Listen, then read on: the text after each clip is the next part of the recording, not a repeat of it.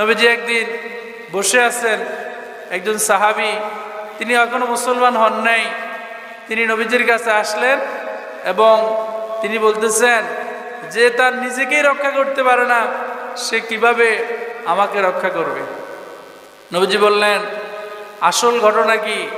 সে বলল, আমি যেই দেবতার পূজা করি, ইবাদত করি, সেই দেবতাকে আমি বিপদ থেকে বাঁচানোর মালিক মনে করি।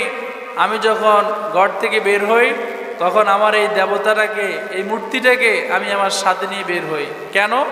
যেন সে আমাকে সমস্ত রকম বিপদ থেকে হেফাজত করতে পারে। তো নবীজি বললেন, এখন মূল ঘটনা কি সেটা বলো। সাহাবী বললেন, মূল ঘটনা হচ্ছে আমি সফরে বের হয়েছি, আমার সাথে সেই মূর্তিটাকে নিয়ে আমি বের হয়েছি।